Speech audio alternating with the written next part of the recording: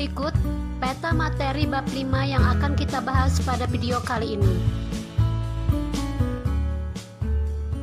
Pangan olahan adalah makanan dan atau minuman hasil proses dengan metode tertentu dengan atau tanpa bahan tambahan pangan.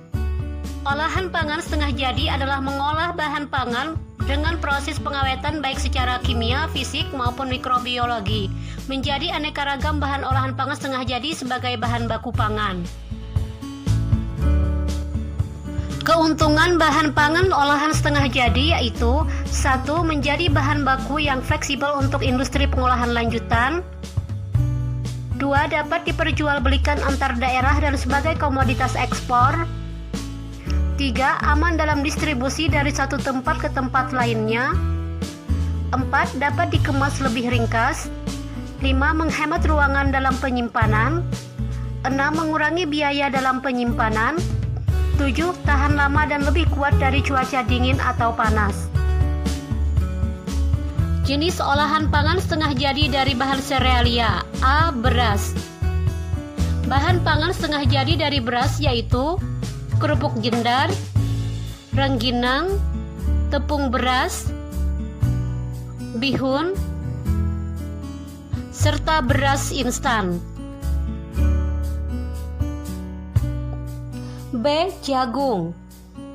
Bahan pangan setengah jadi dari jagung yaitu jagung pipil kering, beras jagung, tepung jagung atau biasa disebut maizena, dan jagung instan. C. Gandum. Bahan pangan setengah jadi dari gandum yaitu berbagai jenis pasta, mie, dan tepung gandum atau tepung terigu. D. Sorghum. Bahan pangan setengah jadi dari sorghum yaitu dapat berupa beras atau biji dan tepung.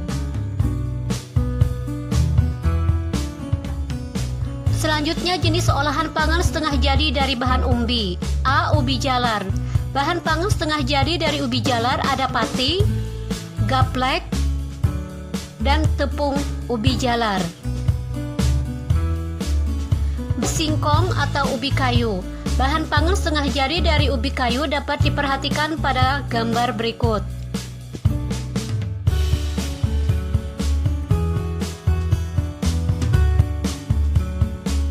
Selanjutnya talas.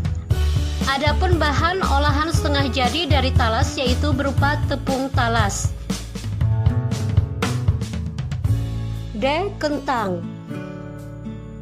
Bahan pangan setengah jadi dari kentang yaitu berupa tepung kentang atau dapat pula kentang beku.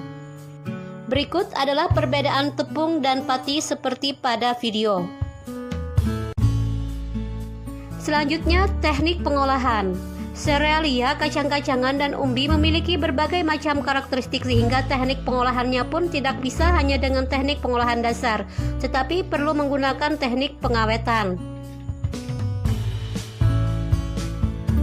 Manfaat pengawetan yaitu: 1. Bahan pangan dapat bertahan lama, bergizi untuk dikonsumsi dan dapat dikonsumsi kapan saja dan di mana saja. 2. Menetralkan racun-racun alami yang tidak dikehendaki pada bahan pangan. Metode teknik pengawetan dibedakan menjadi pengawetan secara fisik, secara biologis, dan secara kimiawi. Kita bahas pengawetan secara fisik, meliputi pengawetan dengan suhu rendah, pengawetan dengan suhu tinggi, dan pengeringan. Pengawetan dengan suhu rendah adalah memasukkan bahan pangan pada lemari pendingin, dibedakan menjadi pendinginan dan pembekuan. Ditujukan untuk menghambat pertumbuhan mikroorganisme pembusuk dan tidak dapat membunuh bakteri, namun hanya menghambat aktivitasnya saja. Pada pengawetan dengan suhu tinggi yang perlu diperhatikan yaitu mematikan mikroba pembusuk dan tidak menyebabkan penurunan gizi dan cita rasa makanan. Dibagi menjadi pasteurisasi, sterilisasi, dan blanching. Sterilisasi berarti membebaskan bahan dari semua mikroba agar mempunyai daya awet yang tinggi yaitu beberapa bulan sampai beberapa tahun, misalnya pada pengalengan.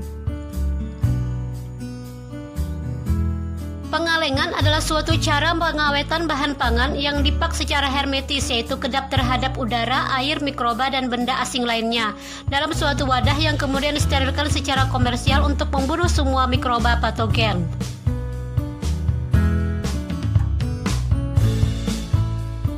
Fermentasi adalah suatu proses pemanasan bahan pangan pada suhu di bawah titik didih air dengan tujuan untuk mengurangi populasi mikroorganisme pembusuk.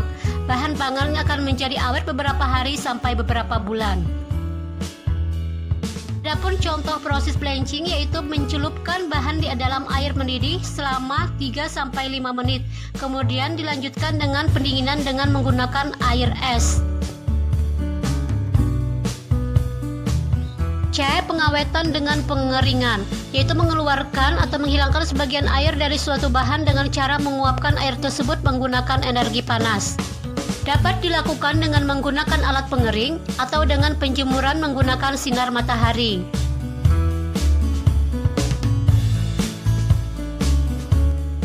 Dua, pengawetan secara biologis meliputi fermentasi, enzim, dan bakteri laktat. Fermentasi merupakan proses perubahan dari karbohidrat menjadi alkohol. Zat yang bekerja pada proses ini ialah enzim yang dibuat oleh sel itu sendiri. Contoh pada pembuatan tape ketan dan tape singkong. Enzim adalah suatu katalisator biologis yang dihasilkan oleh sel hidup dan dapat membantu mempercepat bermacam reaksi biokimia. Enzim yang biasa digunakan dalam pengolahan daging yaitu bromelin dari nenas dan papain dari getah buah pepaya. Bakteri laktat menghasilkan asam laktat untuk menghambat sejumlah bakteri pembusuk dan juga menghasilkan vitamin B12, lactobacillin, serta senyawa yang dapat menghambat pertumbuhan bakteri fekal, yaitu sejenis bakteri yang dikonsumsi akan menyebabkan muntah-muntah, diare, dan muntaber. Contoh olahan yang paling terkenal yaitu oncom, kecap, tauco, serta terasi. 3. Pengawetan secara kimiawi meliputi pengawet alami, bahan tambahan makanan, dan pengasapan. Alami yang biasa digunakan seperti gula, garam, bawang putih, cuka, kunyit, dan kluwek. Adapun penggunaan bahan tambahan makanan seperti pada gambar. Pengasapan termasuk jenis pengawetan secara kimia karena dalam asap mengandung senyawa antimikrobia dan komponen antioksidan. Contohnya pada ikan asap dan telur asin bakar. Selanjutnya kita bahas tahapan pengolahan, yaitu meliputi perencanaan, identifikasi kebutuhan dan ide gagasan, pelaksanaan atau pembuatan, dan penyajian atau pengemasan serta evaluasi. Penyajian dan pengemasan. Pada pengemasan produk pengolahan pangan setengah jadi, hendaknya kedap udara. Tujuannya agar makanan yang disimpan dapat bertahan lama dan produk tidak mudah terkontaminasi bakteri. Demikian video pembelajaran kali ini, semoga bermanfaat dan terima kasih.